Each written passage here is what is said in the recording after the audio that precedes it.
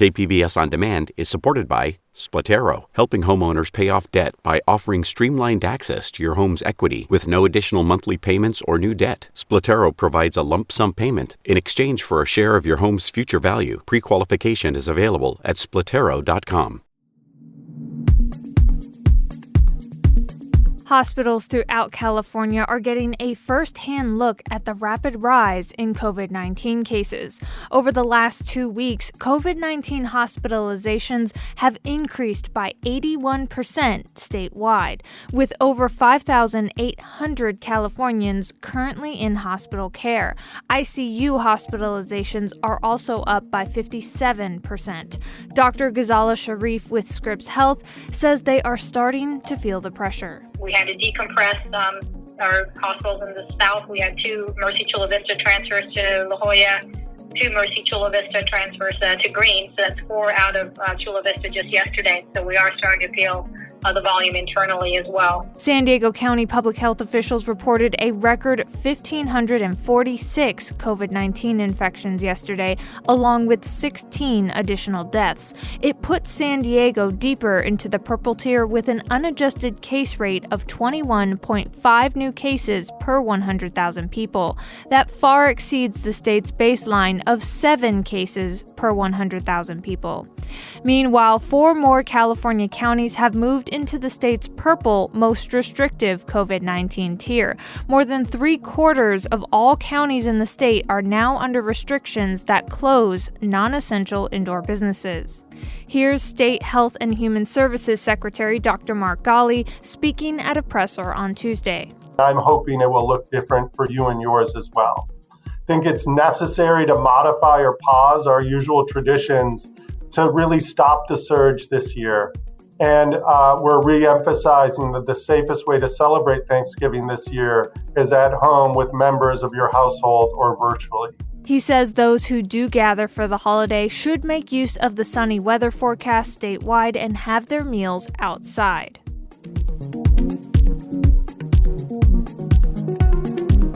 It's Wednesday, November 25th. You're listening to San Diego News Matters from KPBS News. I'm Annika Colbert. Stay with me for more of the local news you need to start your day.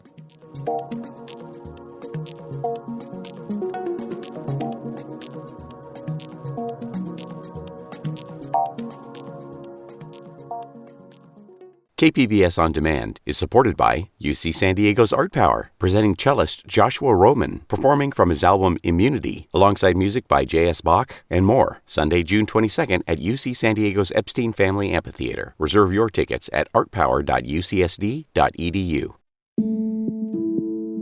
As the pandemic continues to wreak havoc on schools, some teachers are finding it harder to take time off.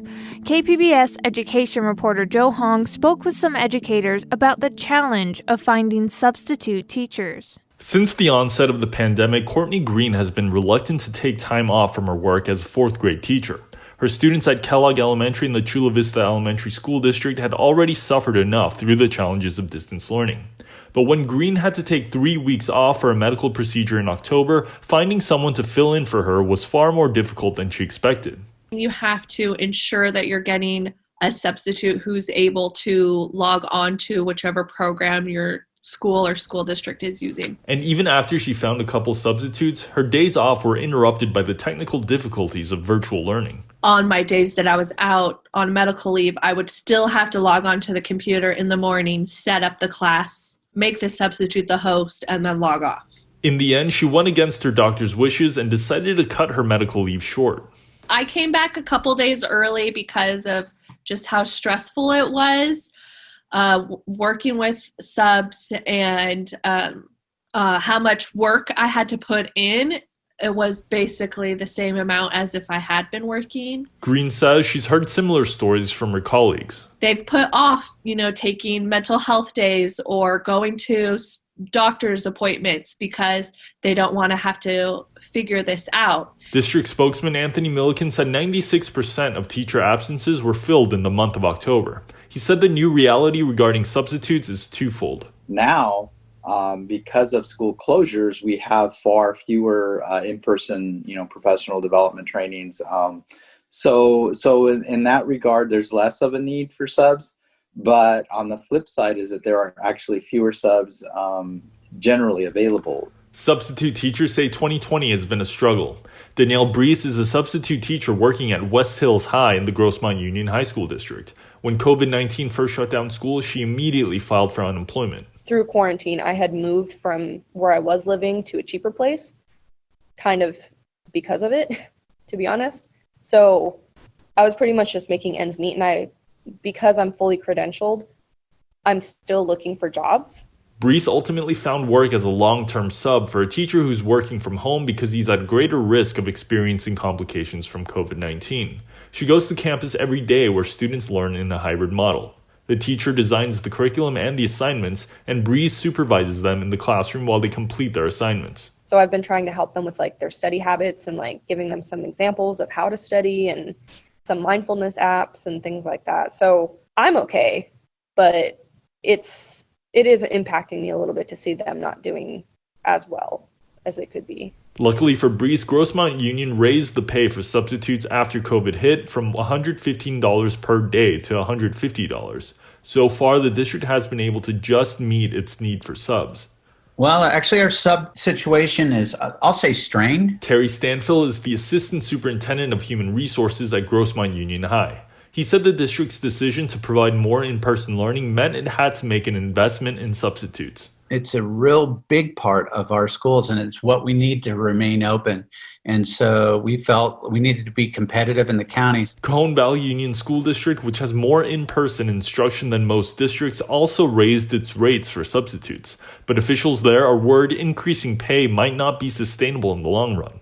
Stanfill worries that the shortage of subs will only get worse. Right now, it seems to be okay, but there's always a need for subs. And as other districts begin to open, we might feel more of a strain. Back at Chula Vista Elementary, Green expects that things will improve, but she's not planning on taking any more time off. There's also some guilt that comes with getting a substitute when teachers know that our students have already gone through so much trauma over these last 7 months, and just going out for a day to take care of an appointment is going to be even more challenging for our students. Joe Hong, KPBS News.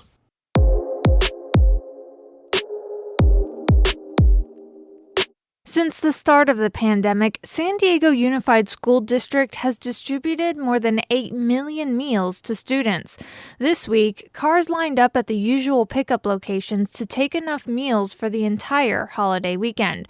Sherwin Laroya is a food service supervisor with the district. There's more people coming down in the holiday because, we're closed on those 3 days period, and we give them more as much as we can get them a meal for that week that they have, without us having those 3 days. Since the district isn't distributing food for the rest of the week, Laroya and his team gave out less perishable meals like frozen food and dried fruit.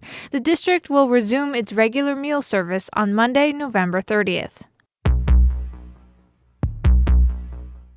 The COVID-19 pandemic is impacting every area of life, including our driving. KPBS reporter Jacob Ayer says Sandag has released an interactive data map that quantifies the changes to travel on local highways. Sandag's new highway hotspots and volumes tracker records monthly averages for the weekday traffic volumes and speeds at highway hotspots throughout the county. The data available on the tracker covers March through October 2020, and users can compare that to the same time in 2019. Anyone can get on, look at it if they're interested in seeing change, and then if they want to do their own analysis, the data's right there for them also. We're potentially looking at continuing to expand this and do different phases with this dashboard. While traffic in the region has rebounded since its lowest point in April of this year, car volume on San Diego highways is still down compared to the same time in 2019. This most recent month that we now have data for, October, it was down 19%. So before we were down about half the number of people driving on the freeways and the number of vehicle miles traveled. Now we're about at 1/5.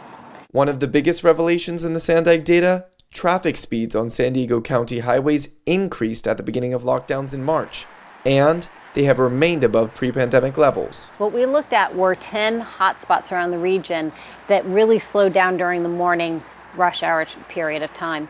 And we found that across those 10 hot spots, prior to the pandemic, the average speed in the morning was about 58 miles per hour.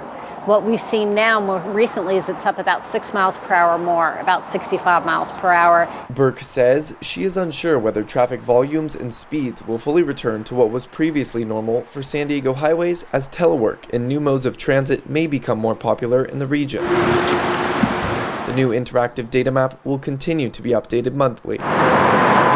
Jacob Ayer, KPBS News. Many businesses are struggling with the latest COVID-19 restrictions. Some have been forced to close. But KPBS reporter John Carroll says the San Diego Humane Society is actually thriving during this challenging time. We're still doing all the work we would normally do, just in a different way. 9 months into the COVID pandemic, and Humane Society President Dr. Gary Weitzman is in a thankful mood. He says San Diegans have shown they're big animal lovers at heart through their financial support. The society hasn't had to let any staff go, and they're still handing out free pet food at all 5 of their campuses. Now, Weitzman is looking past the pandemic when he says the organization will do things differently. We're converting our basic business philosophy to actually help people in their communities rather than having them always have to come to our shelters. Weitzman says the goal is that everyone who wants to keep their animal companion will be able to, and the Humane Society will be there to make sure of it. John Carroll, KPBS News. Coming up on the podcast, the Old Globe Theater has made its production of Dr. Seuss's How the Grinch Stole Christmas into an annual event here in San Diego County.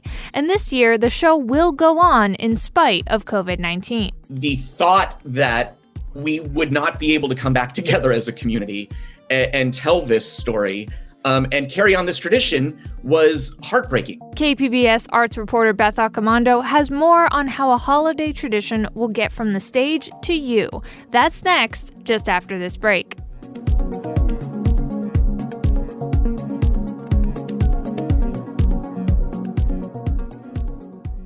KPBS On Demand is supported by Latino Legacy Foundation, presenting their Storyteller series, Reach for the Stars with Ellen Ochoa, the first Latina astronaut, former NASA director, and San Diego native. Sunday, June 29th. More at LatinoLegacyFoundation.org. The Old Globe Theater has made its production of Dr. Seuss's How the Grinch Stole Christmas a holiday tradition.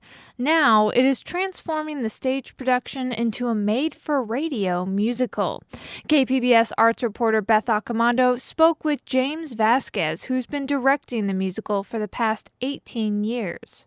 Many of us grew up with the books of Dr. Seuss, and James Vasquez is no exception. He specifically remembers How the Grinch Stole Christmas. Oh, gosh. I mean, I grew up reading Dr. Seuss. So I think my first memory was probably at 5 or 6 years old and hearing, having the book read to me. So I grew up knowing the story, loving the story, and knowing all about the Who's and who the Who's are. So then growing up and getting to be a Who is a pretty spectacular thing. Vasquez has been directing the Globe's How the Grinch Stole Christmas for the past 18 years. You're a mean one, Mr. Grinch. You really are a heel. You're as cuddly as a cactus. You're as charming as an eel, Mr. Grinch. And he didn't want to skip this year. The themes of The Grinch are kindness, inclusion, community, and tradition. So the thought that we would not be able to come back together as a community and tell this story and carry on this tradition was heartbreaking. The solution was to turn the live musical into a radio play. We had 8 days to record the show. And we recorded everybody individually since regulations couldn't allow us to be together. So we joke, but not, that we recorded The Grinch 2020 in closets across America. They had microphones. We helped them pad their closets or pad their spaces to soundproof as best as possible. And one at a time, we would go through their show. But the show's not just dialogue. There are also songs requiring a chorus to sing together while apart. I gotta watch 'em all, who.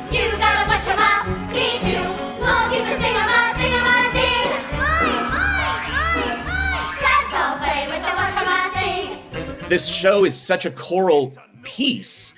It's really specific vocal lines. So we had our associate conductor, Lyndon, record conductor cam videos. So every actor got a video of Lyndon with the music in their ear, and they would press play on the video. They'd see Lyndon conduct, and they would sing with music only in their ear, and we would pick up just their voice and then lay all that in later. Behold!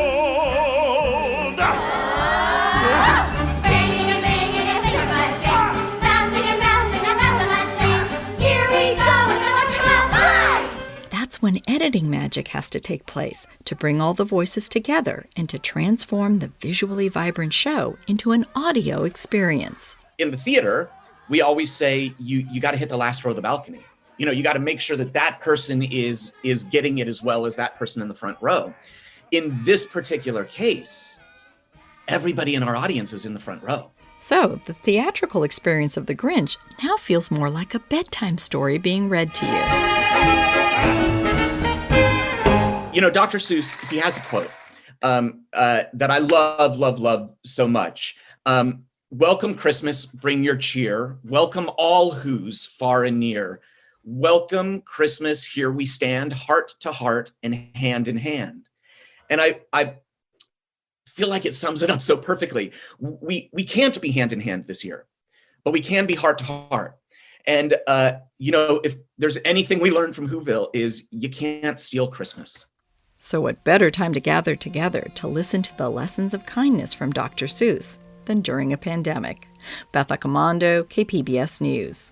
The Globe's Dr. Seuss's How the Grinch Stole Christmas will air on KPBS Radio tomorrow, Thanksgiving Day at noon. There will be 4 performances in all. That's it for the podcast today. The team here will be off tomorrow for Thanksgiving. Thanks so much for listening and have a safe and happy holiday. We'll see you Friday.